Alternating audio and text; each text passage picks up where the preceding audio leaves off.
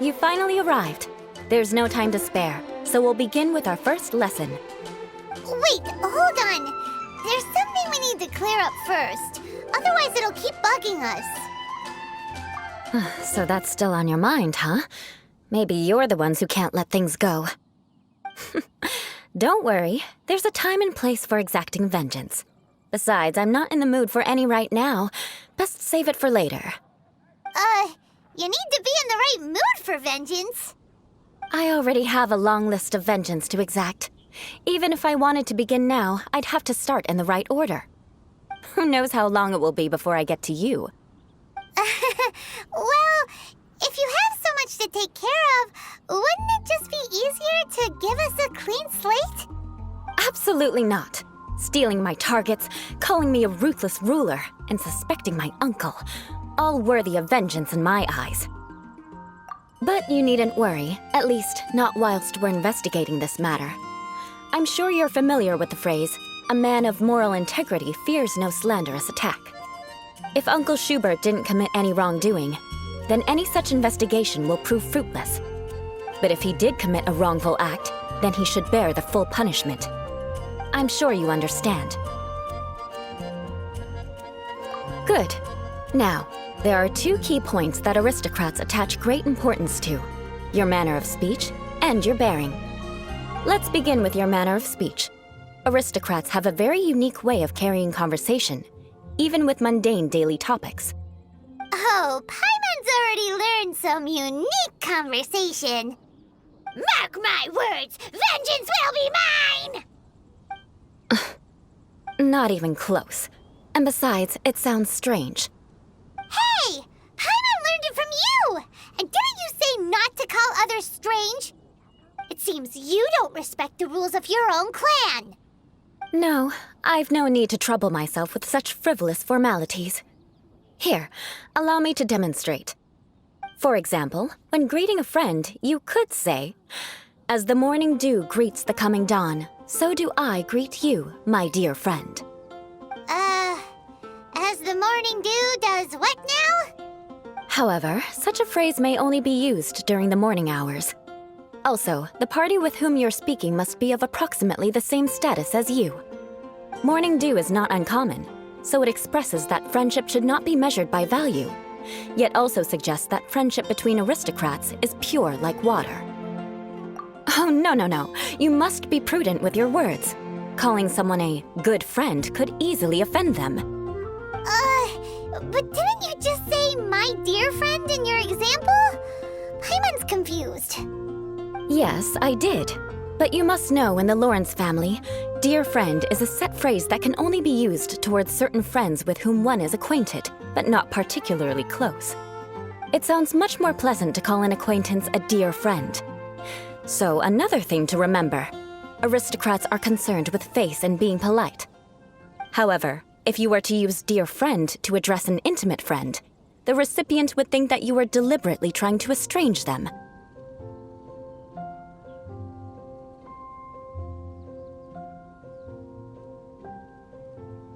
This is only the first step in making a greeting. After addressing one another, you then exchange courtesies. Wait, this is all too abstract. Perhaps it would be better if you gave some real-life demonstrations. Very well. Come with me. We'll choose some bystanders to converse with. Celestia. I wonder what it's like. May the god of Aphros protect you. Oh, you're Eula of the Lawrence clan, right? This can't be good. You there, lowly laborer. You stand in the presence of a member of the illustrious Lawrence clan. I have words for you. Please acknowledge the glory bestowed upon thee by the nobility... what comes next? Oh, right. By solemnly kneeling to the ground with utmost sincerity. Huh? I can't make heads or tails of anything you're saying. Hold on. What did they always teach me? Whenever a dispute arises, protection of your family's prestige and dignity always takes precedence.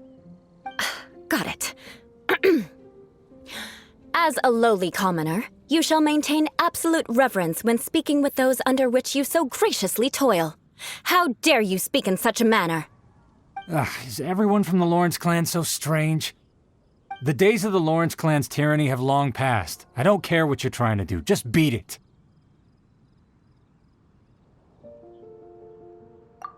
Like I said, I don't care what you're doing. I have nothing to say to any member of the Lawrence clan. And here's a word of advice. I wouldn't be caught dead walking too closely with any one of their like in Mondstadt. If that's all, I'll be going. I'm afraid I won't be able to control myself if we talk any longer. Hey! Don't leave! Halt! Mark my words, vengeance will be mine! Wow, the Lawrence name really does carry a terrible reputation. Never mind him. I could have predicted as much. Let's find someone else.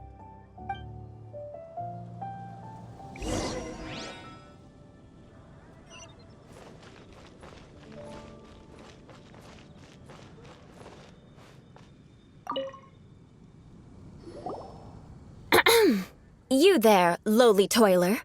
You stand in the presence of a member of the illustrious Lawrence clan. I have words for you. Please acknowledge the glory bestowed upon thee by the nobility, and solemnly kneel to the ground with utmost sincerity. Huh? Why don't you respond? According to the custom, I must wait until you kneel completely before I can say the next words. Right. I mustn't look at you too long, or I'll be drawing more attention to our difference in status. Oh dear, I've already stared at you for quite a while. Fine. You may spare yourself the formality of kneeling, as it may be a little inconvenient. I shall continue. Oh, wait. I think there's a line for people with rude attitudes in this situation.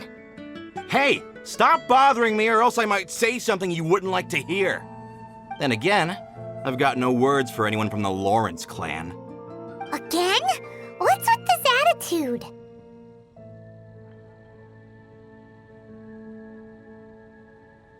Yes, I don't think his attitude will change. If I keep grandstanding like this, the outcome won't be good. Let's try to find someone else to talk to. I'll remember your unwillingness to comply. Mark my words, vengeance will be mine.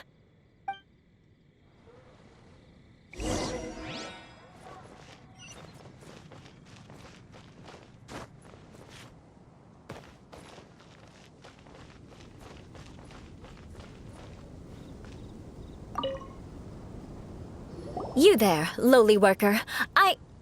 Yeah, I've already heard it all before. Look, just spare me the time. Our answer's always the same. We've got nothing to say to the likes of you. I mean, seriously, can't you just take a hint? Please calm down. We don't want to cause any trouble. I know she's a knight of Favonius, and that the knights wouldn't misplace their trust, but the name Lawrence carries too much weight with it. Even to this very day, the descendants of the Lawrence clan are still scheming to reclaim Mondstadt and reinstate their aristocratic rule. And if that wasn't enough, here you are purposefully using their awkward way of speaking just to put on an act? Don't you care for the feelings of us ordinary folk? You have a point. But mark my words, this transgression will not go unnoticed. Huh? You want to fight? Listen here, I may be no match for you, but I'll be sure to lodge a complaint with the Knights of Favonius.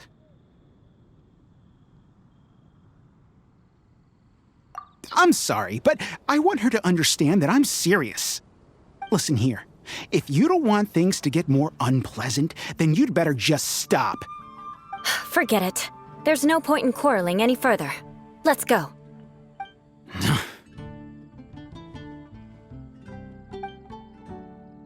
It's all right. This happens quite often. Let's find someone else to talk to. Paimon thinks we've seen enough now. Let's just stop. Actually, Paimon thinks we should apologize for asking you to demonstrate for us. We had no idea the feelings between the Lawrence clan and the people of Mondstadt were so bitter. What can we do? The Lawrence name is already a dirty word among every household in Mondstadt. Even 3-year-olds know the story. I see this kind of attitude all the time. Don't worry. What with me being a Knight of Favonius, they're usually willing to speak a few words with me. Perhaps my aristocratic manner of speech provoked them today. Believe me, it's not a big issue. So this is the way things are normally for you? There's no need for them to direct their anger at you personally. That's the way things are. Perhaps it's just fate for those who have made mistakes. Accepting punishment is only fair, right? But when your family has committed atrocities, I'm afraid there's no easy path to reconciliation.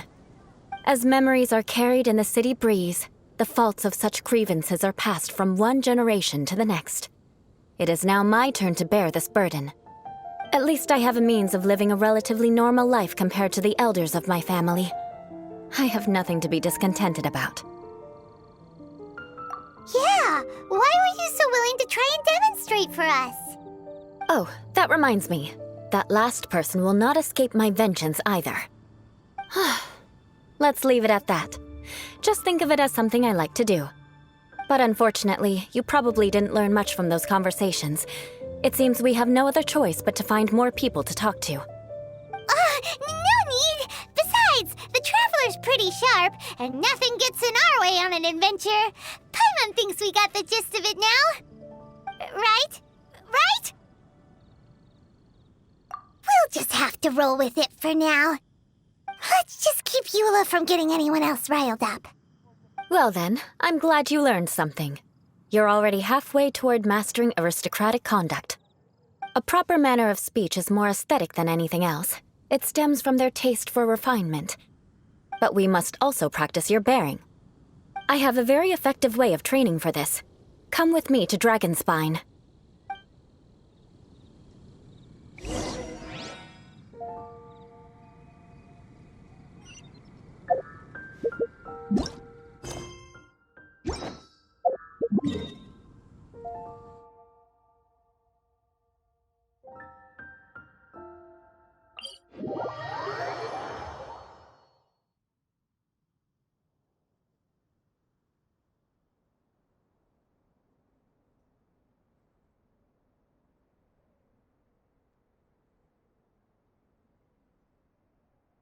Don't worry. Snowfall on this scale is no impediment. We can...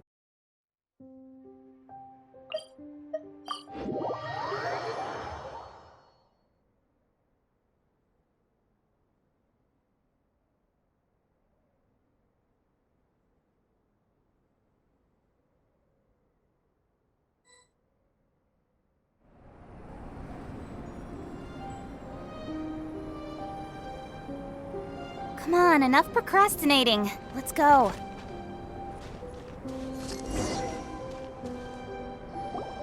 It's so cold. Does aristocrat training really need to be done here?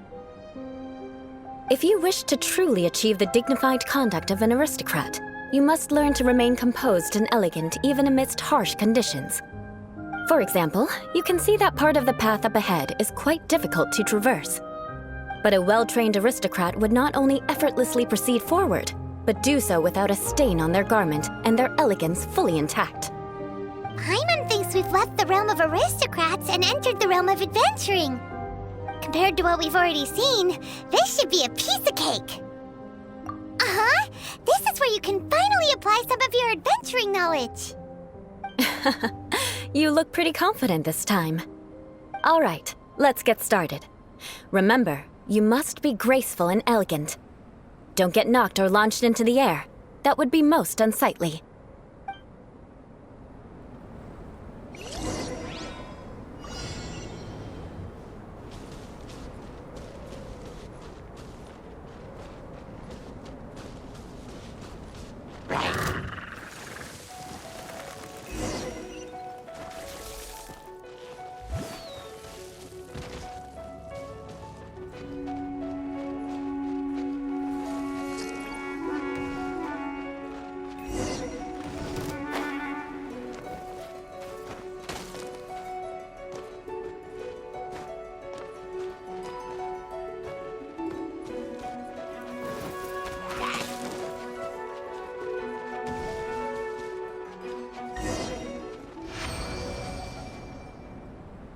Not bad.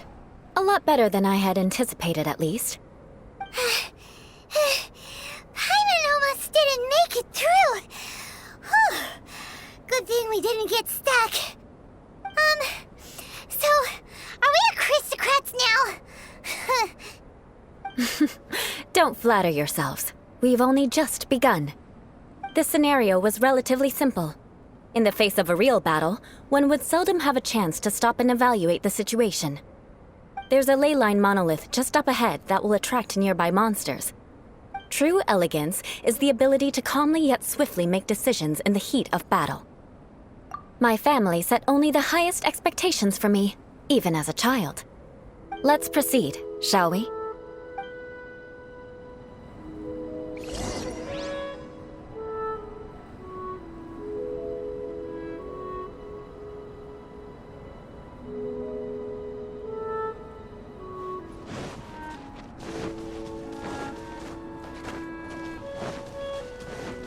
This is the ley line monolith.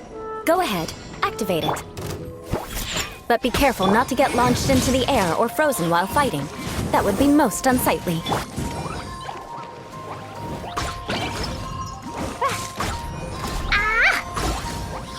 Dumpy Dumpty Dump!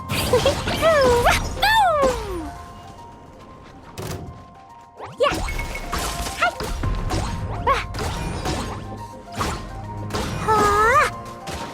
Yeah!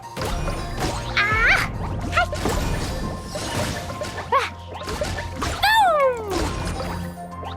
Boing, boing, boom! Hi-ya!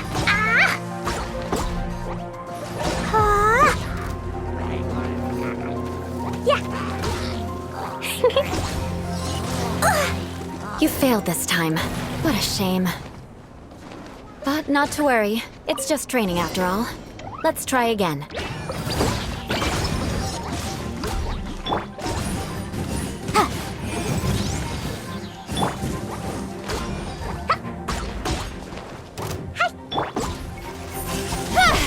With sword comes shadow. Motion to compel. Pew! Think you can bully me? Yeah! Boo! Dumpy Dumpty Go! Hi! Yeah! Yeah! Yeah!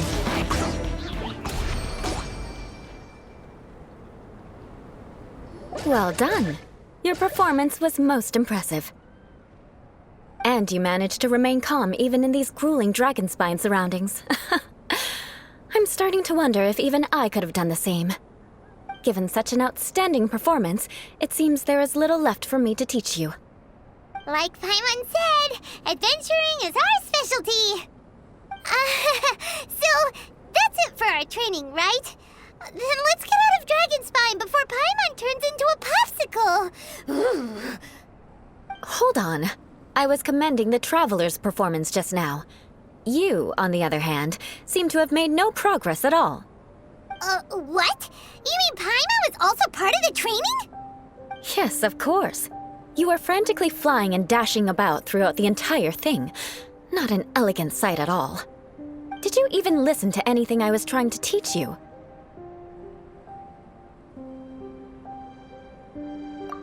Hey! That's not true! Paimon was just focusing on you the whole time!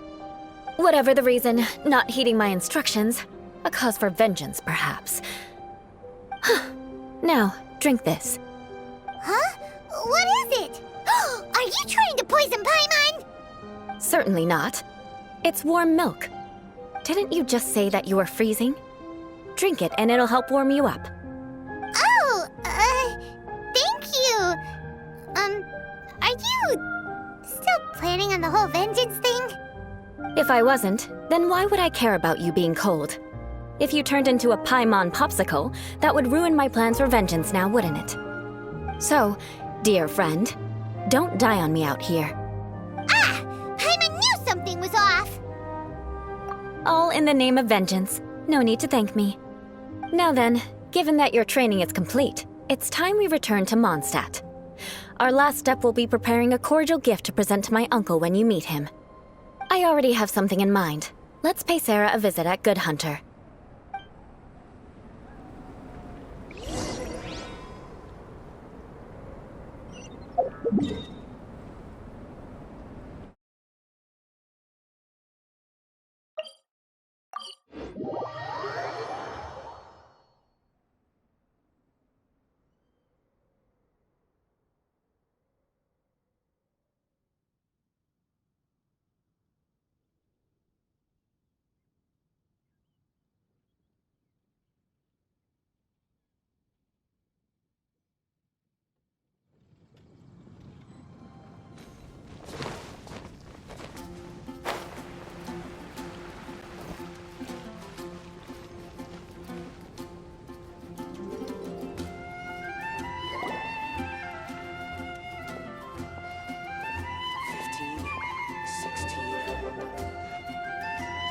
Oh, hey, Eula. I see you've met the honorary knight. We meet again, Amber! Seems we're just bound to run into you these days. Well, I just got back and was thinking about grabbing a bite at Good Hunter. But now that you're here, why don't we all eat together? Very well. It's been some time since we've last shared a meal together. Come, take a seat. We can discuss my uncle's gift while we eat.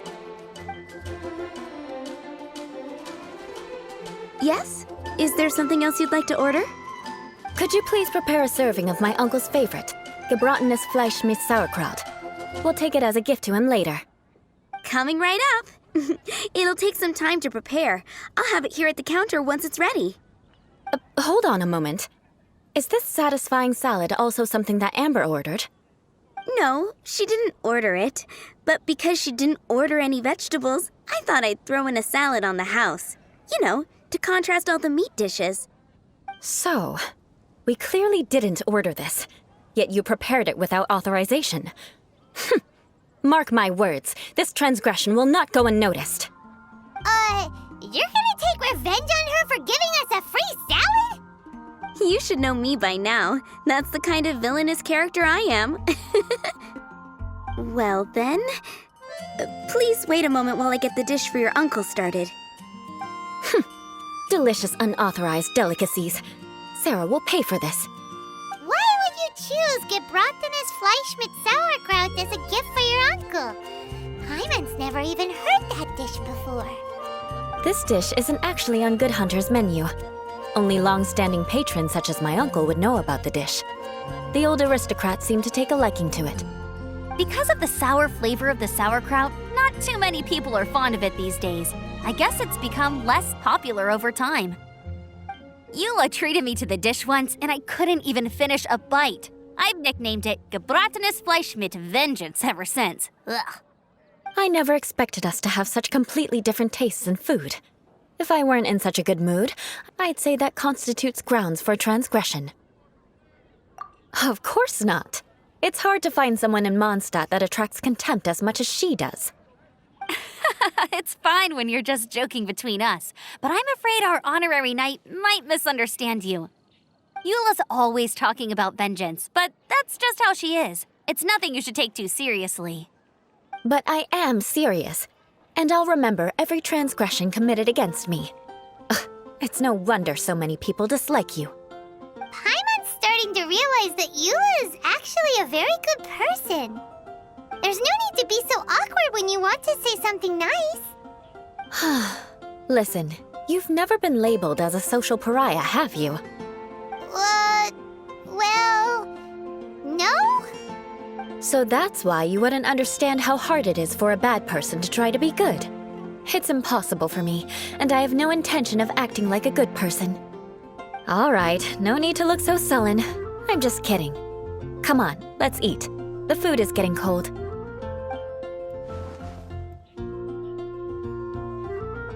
Oh, I'm stuffed. I'll see Sarah about the bill. No need. I've left the mora under the plate. If you try to settle it with her in person, she won't accept payment for the salad. Don't underestimate my ability to exact revenge. Sarah won't get the upper hand this time. All right, next you should pay my uncle a visit. He has a small camp at the top of the mountain near Springvale. He usually whiles his time away there when there's nothing else to do. Aren't you coming with us, Eula? I'm afraid that wouldn't be very convenient for me. It'd be better if you two went alone. Ah, yes. Please do remember to pick up the dish from Sarah. I still have more recon to do in the wilderness. Well, until next time. Let's meet again. What an interesting bunch you are.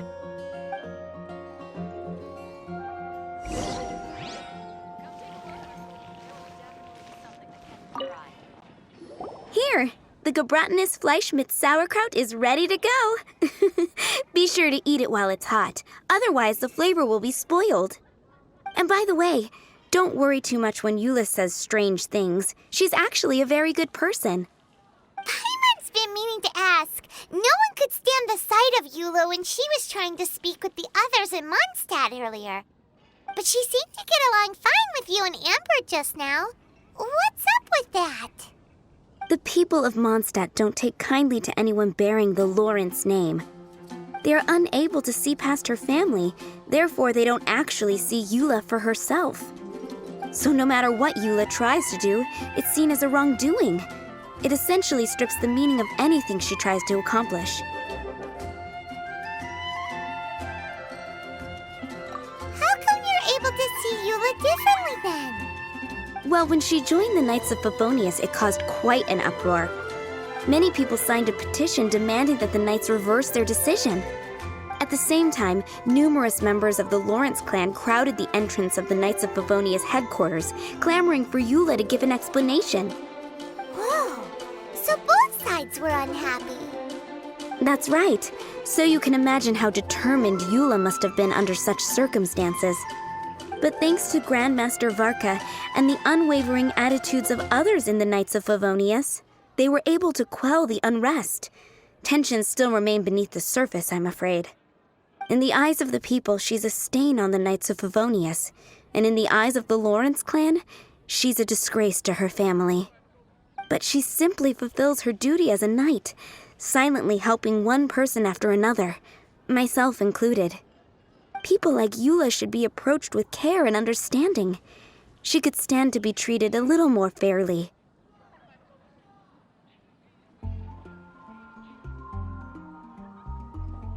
I believe a day will come when things will get better. Once everything's settled, we should go talk to Eula again. Paimon thinks we know how to communicate with her now. I'm glad. I think that would make her very happy, though she might not ever admit it. Take care. Please come again.